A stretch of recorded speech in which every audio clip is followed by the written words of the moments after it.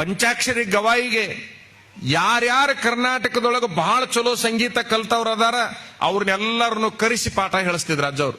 ನಿನ್ನ ವಿದ್ಯೆ ಆತ ಕೊಡು, ನಿನ್ನ ವಿದ್ಯೆ ಆತ ಕೊಡು, ಕೊಡಿಸಿದ್ರು. ಪಂಚಾಕ್ಷರಿ ಗವಾಯಿಗಳು ಹೇಳ್ತಾರ, ಮಧ್ಯಪ್ರದೇಶದ ಇಂದೋರ್ದೊಳಗ ಅಬ್ದುಲ್ ವಹೀದ್ ಖಾನ್ ಅಂತಕ್ಕಂಥ ಒಬ್ಬ ದೊಡ್ಡ ಸಂಗೀತಗಾರ ಇದ್ದಾನೆ, ಅವನ ಕಡೆಗೆ ಒಂದಿಷ್ಟು ಕಲಿಬೇಕು ನಾನು. ಆಯ್ತಪ್ಪ, ಆತನ್ನು ಕರೆಸ್ತೀನಿ ಅಂತೇಳಿ ಅವತ್ತಿನ ಕಾಲಕ್ಕೆ ಮಧ್ಯಪ್ರದೇಶದ ಇಂದೂರನ್ನ ಸಂಪರ್ಕ ಮಾಡ್ತಾರ ಅಜ್ಜವರು. ಮಾಡಿ ಆತನ ಪರಿಚಯ ಮಾಡಿಕೊಂಡು ಆತನ ಬರಮಾಡಿಕೋಬೇಕಾದ್ರೆ ಆತ 3 ಕಂಡೀಷನ್ ಹಾಕ್ತಾನ. ಕುಮಾರಸ್ವಾಮಿಗಳ ಬಗ್ಗೆ ವಿಚಾರ ಮಾಡ್ರಿ, ಸ್ವಾಮಿಗಳನ್ನವ್ರು ಹೆಂಗಿರ್ಬೇಕು. 3 ಕಂಡೀಷನ್ ಹಾಕ್ತಾನ ಆತ. ನಿಮ್ಮ ಹುಡುಗನಿಗೆ ನಾನು ಸಂಗೀತ ಕಲಿಸಬೇಕಾಗಿದ್ರೆ ನಾನು ಮುಸ್ಲಿಂ ಸಮಾಜದಲ್ಲಿ ಹುಟ್ಟಿರೋದ್ರಿಂದ ನಾ ದಿನಕ್ಕೆ 5 ಹೊತ್ತು ನಮಾಜ್ ಮಾಡಬೇಕು, ಮೊದಲನೇದ್ದು. ಮತ್ತೇನು?